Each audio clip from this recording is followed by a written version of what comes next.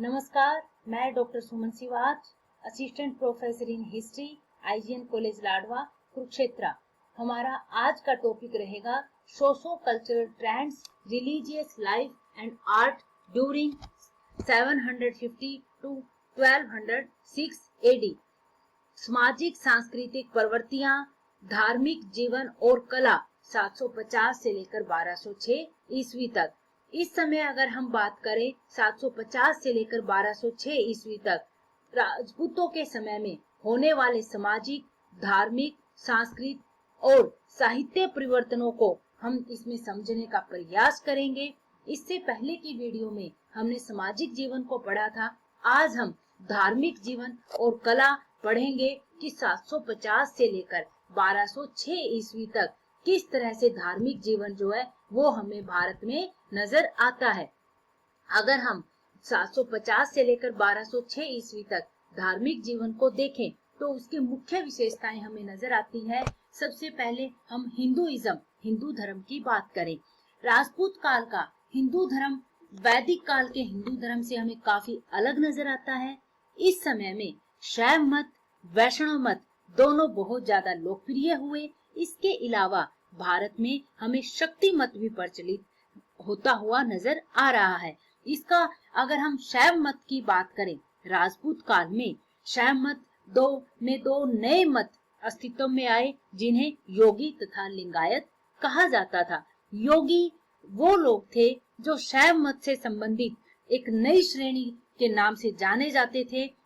इसमें योगियों की मुख्य शाखा को नाथपंथी कहा जाता था। इसके संस्थापक गोरखनाथ थे। उत्तरी भारत में योगियों का बहुत प्रभाव हमें नजर आता है। ये शिव की पूजा भैरव के रूप में किया करते थे। ये मुक्ति प्राप्त करने के लिए शरीर तथा दिल की पवित्रता के लिए योगाभ्यास पर बहुत ज्यादा जोर देते थे। उनके इस प्रतिपादित सिद्धांत को तंत्र भी कहा जाता था। उन्होंने ब्राह्मणों के कई रीति रिवाजों का खंडन किया, जाति प्रथा के बहुत ज्यादा विरोधी थे। उन्होंने अपने मत में शूद्रों को भी शामिल किया क्योंकि वे कान छिदवाकर बड़े बड़े कुंडल पहनते थे, इसलिए उन्हें कनपेट भी कहा जाता था। दूसरा लिंगायत की अगर हम बात करें, इसकी स्थापना 12वीं शताब्दी में बासव ने की। वे शिव के पुजारी थे तथा शिवलिंग की पूजा करते थे। उन्होंने जाति प्रथा, उपवास, तीर्थ यात्रा तथा बलि संस्कारों पर जोरदार शब्दों में विरोध किया। वे बाल विवाह के भी विरोधी थे। उन्होंने विधवा विवाह के पक्ष में भी प्रचार किया। दूसरा वैष्णव मत। हिंदू धर्म में वैष्णव मत काफी लोकप्रिय हुआ। इस मत के अनुयायी विष्णु तथा उसके अवतारों की पूजा करते थे। इस समय में राम और कृष्ण को विष्णु का अवतार समझकर उनकी पूजा शुरू कर दी गई थी। वैष्णव आंदोलन के समर्थकों में पहला नाम रामानुज का आता है। उनका जन्म 1017 ईस्वी में तिरुपति, जो कि तमिलनाडु में है, एक ब्राह्मण परिवार में हुआ था। उनका कहना था कि विष्णु सर्वोच्च तथा सर्वशक्तिमान है। वे शंकराचार्य के अद्वैत सिद्धांत में भी आस्था नहीं रखते थे। उन्होंने आत्मा तथा परमात्मा में कोई भेद नहीं किया। उन्होंने मुक्ति प्राप्त करने के लिए काम, ज्ञान, कर्म, भक्ति पर, काम का अर्थ है कर्म, ज्ञान तथा भक्ति पर जोर दिया। उनकी सरल शिक्षाओं का लोगों पर बहुत प्रभाव पड़ा। उन्हें भक्ति आंदोलन का जन्मदाता समझा जाता है। आगे चल के हम शक्ति मत की बात करें। राजपूत समय में देवियों की पूजा भी बहुत ज्यादा प्रचलित थी। उस समय पार्वती, दुर्गा, लक्ष्मी, सरस्वती, भवानी, चंडिका, अंबिका, इन देवियों की पूजा की जाती थी। उन्हें मातृशक्ति का प्रतीक माना जाता था। दूसरा, हमें 750 से लेकर 1206 ईस्वी तक इस्लाम धर्म नजर आता है।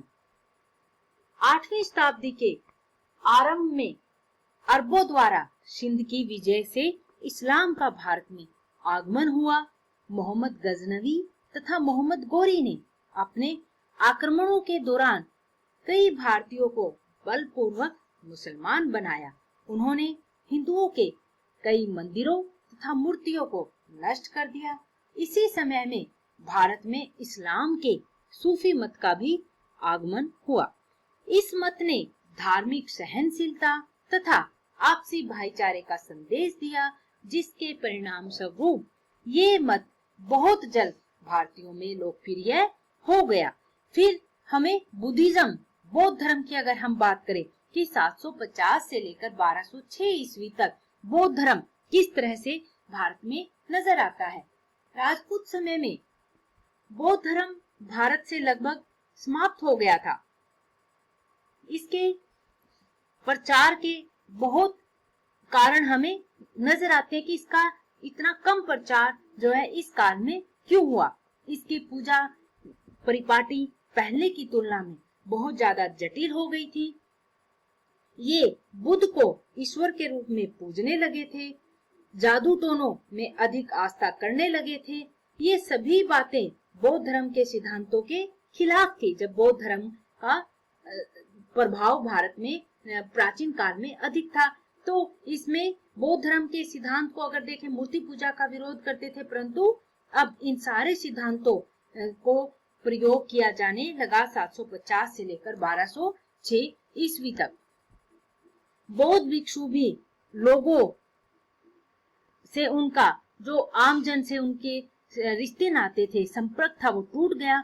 उनका चरित्र भी बहुत गिरने लगा। इसके अलावा बंगाल के पाल राजाओं ने बौद्ध धर्म को संरक्षण प्रदान किया, परंतु 10वीं शताब्दी में जब पाल वंश का पतन हो गया तो बौद्ध धर्म को भी गहरा धक्का लगा। फिर हम धार्मिक जीवन में अगर हम जैनिज्म की बात करें, जैन धर्म की बात करें, राजपूत समय में जैन धर्म को गुजरात तथा राजस्थान के चालुक्य शासकों ने, मालवा के परमार शासकों ने तथा कर्नाटक के गंग शासकों का संरक्षण प्राप्त था। इन शासकों ने अनेक प्रसिद्ध जैन मंदिरों तथा जैन संतों की मूर्तियों का निर्माण करवाया। इनमें से आबू पर्वत पर बने दिलवाड़ा मंदिर तथा श्रवणबेलगोला यानी कि कर्नाटक में बनी 18 मीटर ऊंची एक जैन संत की मूर्ति अपनी कला के लिए सबसे अधिक प्रसिद्ध थी। परंतु अगर हम कालांतर की बात करें, जैन धर्म में बढ़ती हुई कट्टरता तथा राजाओं को संरक्षण देने में अनदेखी करना, जैन धर्म का प्रचार भी कम हो गया धीरे धीरे। परंतु इसके बावजूद भी यह व्यापारी वर्ग में बहुत ज्यादा लोकप्रिय रहा। 750 से लेकर 1206 ईस्वी तक अगर हम भारत के धार्मिक जीवन की बात करें तो हमें नजर आता है कि इस काल में भक्ति आंदोलन और सूफी आंदोलन की शुरुआत जो है वो होना शुरू हो गई थी और इस्लाम धर्म ने भारत में अपने पैर जमाना शुरू कर दिए थे। आगे चलकर अगर हम कला की बात करें कि आर्ट किस तरह की थी 750 से लेकर 1206 ईस्वी तक, अगर हम राजपूत समय के दौरान कला के विभिन्न क्षेत्रों में बहुत ज्यादा तरक्की हमें नजर आती है। इस समय में भव्य मंदिरों तथा मूर्तियों का निर्माण किया गया। राजपूत काल में चित्रकला के क्षेत्र में भी बहुत ज्यादा तरक्की हुई। अगर हम सबसे पहले आर्किटेक्चर यानी कि भवन निर्माण कला की विशेषताओं को देखें तो भवन निर्माण कला के क्षेत्र में भारत में अब तक के इतिहास में सबसे शानदार जो भवनों का निर्माण हुआ वो इस समय में नजर आता है। इस समय में कई विशाल दुर्ग तथा महल बनाए गए। उन्हें पहाड़ियों के बीच तथा सुंदर झीलों के किनारे बनाया जाता था। इनमें चित्तौड़, रणथंभौर, कलिंजर, जोधपुर के दुर्ग, ग्वालियर, जयपुर, उदयपुर के महल विशेष रूप से जाने जाते हैं।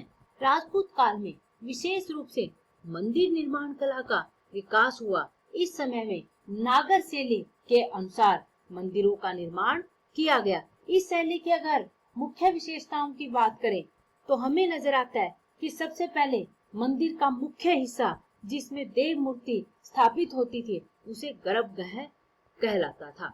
मंडप तथा गर्भगृह को जोड़ने वाले हिस्से को अंतराल कहा जाता था। मंडप के आगे एक ड्योढ़ी होती थी जिसे अर्ध मंडप कहते थे। मंदिरों में परिक्रमा का निर्माण जरूरी नहीं था। मंदिर मुख्यतः हमें नजर आते हैं कि ऊंची ऊंची दीवारों से घिरे होते थे जिनमें बड़े बड़े दरवाजे बनाए जाते थे।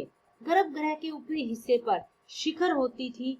शिखर के ऊपर एक विशाल आमलक बनाया जाता था जिससे शिखर की सुंदरता बढ़ जाती थी। गर्भगृह के समक्ष एक विशाल कक्ष होता था, इसे मंडप कहा जाता था। यह पिरामिड आकार का होता था। यहाँ भक्तजन इकट्ठे होते थे। यानी कि नागर शैली ने बहुत सुंदर मंदिरों के निर्माण में अहम भूमिका निभाई। दूसरा, हम पेंटिंग की बात करें, चित्रकला। राजपूत काल में चित्रकला के क्षेत्र में भी अभूतपूर्व विकास हुआ। इस काल में चित्रकला के प्रसिद्ध केंद्र मेवाड़, जयपुर, जोधपुर, बीकानेर, बूंदी, बसोली, कांगड़ा, गढ़वाल, जम्मू, चंबा, मंडी तथा बिलासपुर थे। इस अवधि की चित्रकला की अगर मुख्य विशेषताओं की बात करें तो चित्रों में रेखाओं का प्रयोग बहुत कम किया गया, चटकीले रंगों का प्रयोग किया गया। चित्रकला का मुख्य विषय राधा तथा कृष्ण का प्रेम दिखाया गया। चित्रकला जन जीवन को का भी प्रतिनिधित्व करती थी। इस समय में घरेलू जीवन से संबंधित बहुत सारे चित्र जो है वो बनाए गए। इस समय में राजा, मंत्रियों तथा सामंतों के भी अनेक चित्र बनाए गए। इस समय में हमें नजर आता है कि प्रकृति, वृक्षों, नदियों, पहाड़ों, पशुओं तथा पक्षियों का भी चित्रण किया गया। इस समय में व्यंग चित्र भी बहुत ज्यादा बनाए गए। नेक्स्ट, मूर्ति कला की अगर हम बात करें, राजपूत काल में मूर्ति निर्माण कला में भी बहुत ज्यादा तरक्की हुई। इस समय के दौरान मिट्टी, पत्थर और अनेक प्रकार की धातुओं की मूर्तियां बनाई गई। इनमें से कई मूर्तियां अपनी सौंदर्य कला के लिए संसार में विख्यात है। राजपूत समय में शिव, विष्णु, इंद्र, ब्रह्मा, कार्तिकेय, अग्नि, सूर्य, गणेश आदि देवताओं तथा दुर्गा, लक्ष्मी, पार्वती, चंडी, शीतला, काली तथा उमा आदि देवियों की अधिक संख्या में मूर्तियां बनाई गई।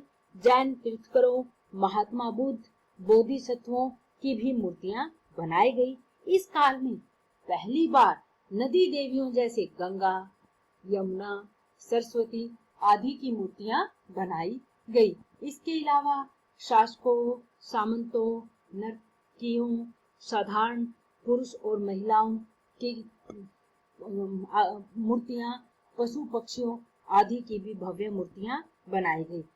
मूर्तियां धार्मिक भावना से प्रेरित थी। सामान्य जनजीवन तथा युद्ध से संबंधित भी अनेक मूर्तियां का निर्माण किया गया।